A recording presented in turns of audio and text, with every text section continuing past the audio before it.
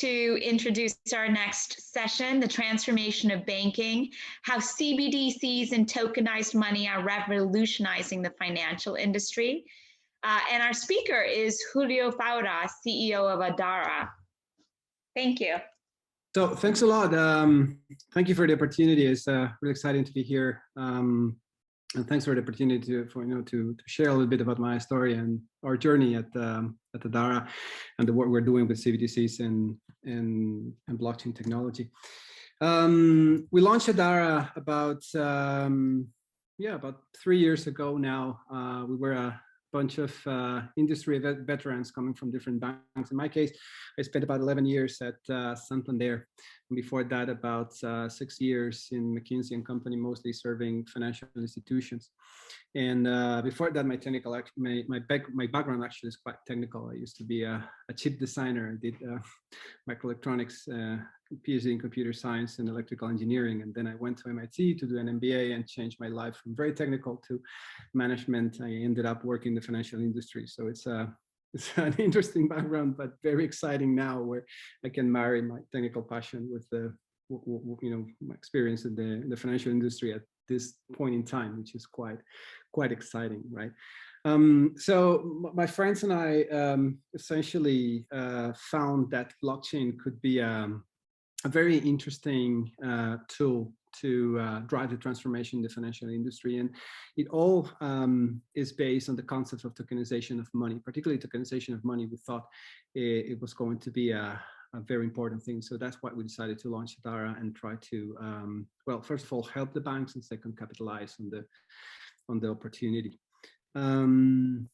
Tokenization of money, I think, is a topic that is becoming a reality now. It's becoming more and more mainstream. You see all this work about CBDCs and other forms of tokenization of money, including bank coins and others I'll speak about. But in order to understand it, I think it's important to first of all understand that actually most of the money in the world is already digital. As you know, there are 4 types of money in the world. One is physical, various instrument, which is the banknotes we have in our physical wallets, but that only counts for about 3% of the money in the world. Actually, 90-something% is bank balances, and the money is actually issued by banks, is created by banks out of thin air. Essentially, when you go and ask for a mortgage, the bank will create the mortgage and they will create the money as well in your balance, right, in your bank account. So money is created actually by banks, and then that money can be used by changing hands in the systems and all that. But and there's nothing problematic with that. It's just that money is created as an entry in a database that is controlled by the bank. Right? So it's digital, yes, but it's built in a system that is isolated. And by the way, that system is not designed to be interoperable. It is designed to be secure, right? Which is a very good thing, because we do want our money to be safe at the end of the day, obviously. But anyway, if you want to do things with that money, all you can do is really go through the bank systems, right? You go to the bank portal, you ask for transfers and balance reports or whatever you want, but they don't give you an API, right, to go there and plug, for example, payments applications. And again, there's nothing wrong with that. It's just that the whole system is clunky, because all this money exists in pots, right, in different systems that are controlled by different banks in different jurisdictions, and they don't talk very well to each other, right, because they're different. They're not standard, and that's the very nature of money actually today, right? If you take examples like payments, for example, if you do an international payment, all I want is to reduce the amount of money I have in my bank account to send money to someone in another country. So that other person will have to get their balance increased, right? In order to do that, you have to put in connection or different systems. And actually, if we are going into different jurisdictions, normally I will have a correspondent bank, the other bank will have another correspondent bank, and in the end, you will have to involve like a lot of different institutions in order to be able to do the payment. And again, there's nothing wrong. It's just that all these representations of money are in different systems, and we don't have any layer that orchestrates the payments as single digital objects. Right? Or we have our messaging standards, right? We have messaging systems like Swift. So there's a lot of payment instructions going here and there. And only at the end of the day, we will know how much money needs to be settled between the banks, because every time I send a payment to another bank, the bank has to send the money to another bank and so on. We have to determine how much money needs to be sent, right? So all that is, again, I'm not suggesting it doesn't work. It's just that it's clunky because of the lack of communication, or the difficult communication between all these systems. And again, because the systems have been designed to be secure and not to be interoperable. Now, the idea of using blockchain and tokenization of money is not really to change, at least in a first step, right? It's not really to change the nature of money. It's really more to use a different technology to actually be able to bring a little bit more efficiency into the system. Imagine that instead of, back to the mortgage case, right? So instead of creating the money on a database within the bank firewall, right? Instead of that, imagine what happens if the bank creates the money on a smart contract, right? A smart contract is a program. It's just a program, but that program is deployed on a decentralized network, right? So it's not within the bank firewall. It's actually on a decentralized network where you have many more institutions, right? Legally, we're not doing anything different. It's the same thing. It's a bank liability, and it's a piece of data that reflects how much money the user has, right?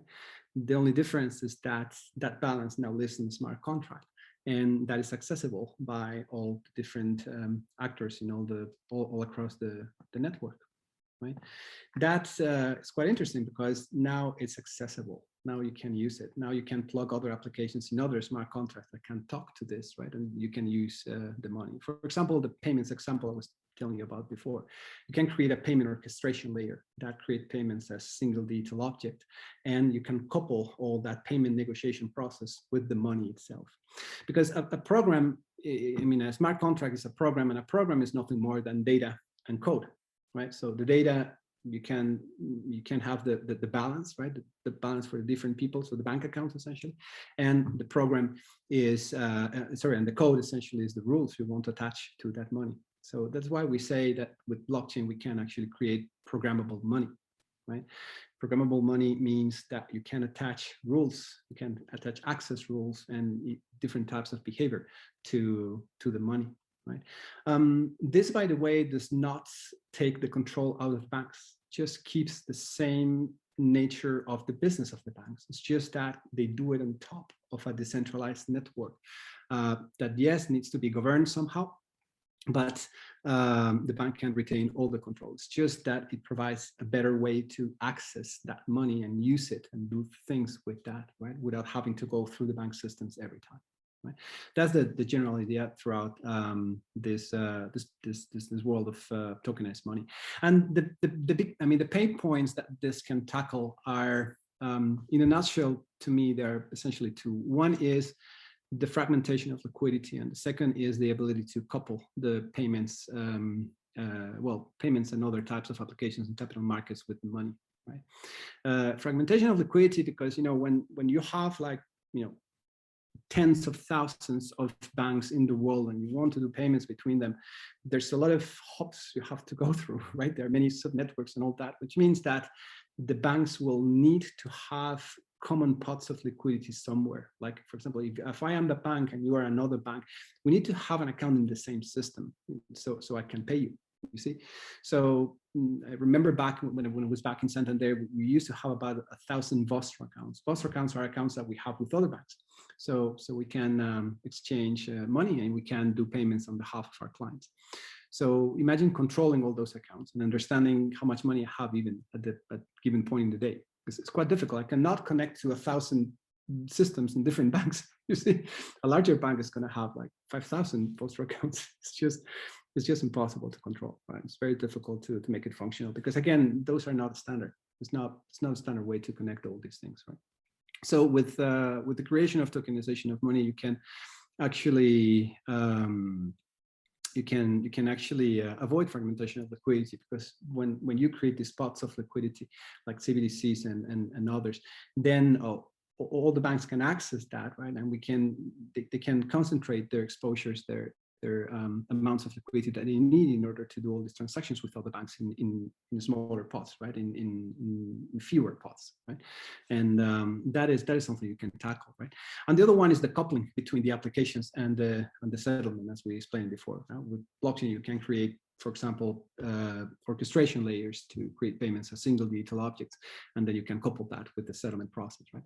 This avoids the need, for example, to do reconciliations. Right? Today, there's a lot of money, a lot of back office work and all that to do reconciliations. When a bank gets all these payments instructions from all different other institutions, they have to reconcile them. They have to agree with the other counterparties how much money do they owe each other, right? And that takes a lot of time. It's very error prone. I remember a bank in Europe, which is not Santander, but a bank in Europe was confessing that about 18% of the international payments they did within Europe needed some sort of manual intervention. When we asked the same question to a bank in Africa that we work with, that number was about 85%. So you can imagine that. With the use of a smart contract on top of blockchain, actually you can avoid all these things because all this logic is trustless and therefore it really cannot fail. Right? So now, who can do this, right? You can do this if you're a bank, or you can do this if you are a central bank. I said before, there are 4 types of money in the world. Banknotes, bank accounts, right? You also have central bank accounts or reserve accounts, which is the same thing, but the money is actually created by the central bank for the banks, right? This is not useful for normal people. I mean, for corporates or retail customers, is used for banks, right? And the 4th type is electronic money. Electronic money is a little bit different and is supposed to be smaller for smaller uses and all that, but is similar, right? It's not created against credit in this case. It's created against deposits in banks and other things like that. So a central bank can use this construct, and they can use a smart contract on top of a blockchain network to produce this new digital money, right? That's what's called a CBDC, central bank digital currency. It could be done as a reserve system, the same way they have RTGS systems for banks, and which are these systems that the banks use to settle transactions between each other. Or they could even think about providing something similar to the banknotes that we talked about, but in digital form, right? That would be a retail CBDC. In my personal opinion, wholesale CBDCs make all the sense, right? Because it's a way to make more useful and easier to connect the reserve systems that the banks use today. Retail CBDCs are a lot more difficult to understand and to see the value of, right? Again, 90-something% of the money of the world is created by banks. And it's important that it's like that, because first you need to stimulate the economy through the creation of credit. And second, because you need that money to be KYC, right? You need to comply with all the counter-terrorism financing and anti-money laundering, which you cannot do if you have bearer instruments like cash. Right. So if we created CBDCs for the use of the people in order to replace the bank money, that would create a huge problem for central banks, because they will have to do all this KYC and all these regulations, which are quite cumbersome, right? But wholesale CBDCs, I think, are quite interested. And also, sometimes we talk about direct CBDCs, which means either a bank or even a central bank or either a commercial bank doing this and creating the money directly against credit or against other assets on top of a smart contract. But we also talk about the tokenized construct, right? When we talk about tokenized, it's a lot more similar to central bank, to electronic money. Essentially, the idea of having an omnibus account on a central bank that would be backing the tokenized money, the tokens that you create on the smart contracts. Really can be created both ways, but the main thing, right, the main benefit, I think, is still the same, is the ability to create programmable money on top of a centralized ledger that is a lot more accessible, and it's programmable, and therefore is easier to innovate. It's easier to build new things without having to integrate with 1,000 bank systems, just integrating once into the blockchain and then having all the business logic on top of a smart contract over there. What we do in Adhara is essentially solutions that that make all this a reality. So we started by building a central bank digital currency platform, which is based on tokenized money. We partner with Finality International, which is a company, so it's a bank consortium that was launched by 16 banks. It's one of the projects I started when I was still at Santander. That time I was the chairman of the Enterprise Ethereum Alliance, and we were exploring the possibility of using enterprise blockchain for the helping out banks in the financial industry. And this was the idea of creating actually tokenized money that is backed by central bank, and therefore can be used as a settlement token between different banks in order to settle their wholesale transactions. Right? The main purpose of this is not really to use blockchain for the sake of using it. It's really to produce a settlement asset that has no counterparty risk. As I said before, we used to have about 1,000 of those foster accounts, which is money that is held in different commercial banks, and that has counterparty risk because actually banks can fail, as we also about a decade or a couple of decades ago. Having central bank backed money like this can be quite beneficial because it can remove all this counterparty risk from banks and can be quite efficient from a financial point of view. In Adhara, we also build payment networks. So all this thing about international cross-currency and cross-border payments, essentially we use smart contracts on top of blockchain networks in order to do better orchestration layers for payments that are coupled with tokenized money platforms, both issued by commercial banks and by central banks as they become available, right? And we also package the solutions for banking groups. So imagine a bank that has 10 or 15 different subsidiaries in different places in the world, maybe regionally or globally. Essentially the same issues that I just described, that happens as well within the banking group, right? Because actually many times these banks grow through mergers and acquisitions, and they're composed of independent subsidiaries, right? In Santander, remember, for example, we used to have some subsidiaries that would even have minority shareholders. So imagine, I mean, it's not the same bank, it's a collection of independent banking subsidiaries. So the same inefficiencies, you can see them when you tackle these organizations, and therefore we can produce like a CBDC in a box for intergroup, like an RTGS system, like an internal RTGS system, if you want, for a banking group with different subsidiaries. So you can produce much better internal payments and liquidity management and a lot of efficiency opportunities. And maybe a couple of words about our journey as entrepreneurs. As I said before, we launched this 3 years ago. My two friends, Ed Budd, he spent about 20 years at Deutsche, and Pete Munnings, he spent a number of years at First Rand in South Africa. We all were coming from the financial industry. In my case, I always wanted to be an entrepreneur.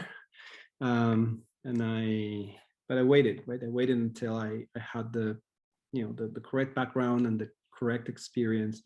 Also a little bit of financial stability to be able to afford being for a few years until we launched the venture. We got seed funding from Consensus. Consensus is the blockchain blue chip company in the world, one of the founders of Ethereum as well. So Joe Lubin and Jeremy Miller, they're in our board.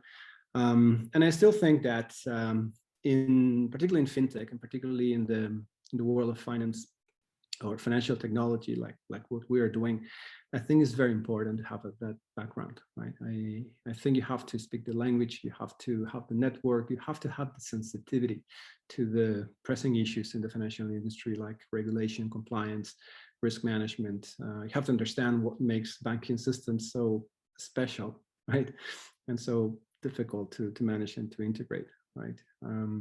I think it's quite important. So my advice would be to have that experience, or to surround yourself with people with those backgrounds, because otherwise it's going to be difficult if you want to be an entrepreneur in the fintech arena. At least, when I launched Adhara, I was 47.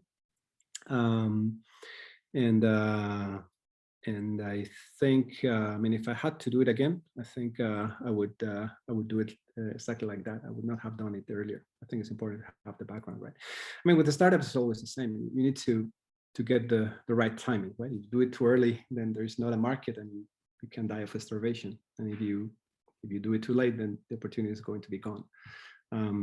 Looks like we more or less got the right window. We just closed a funding round actually with Force Over Mass and Yabel. Those are two venture capitalists, one from London, the other one from Germany. $7.5 million. So it's good. And that's it essentially. So thanks a lot for all this time, and you know, it's been a pleasure.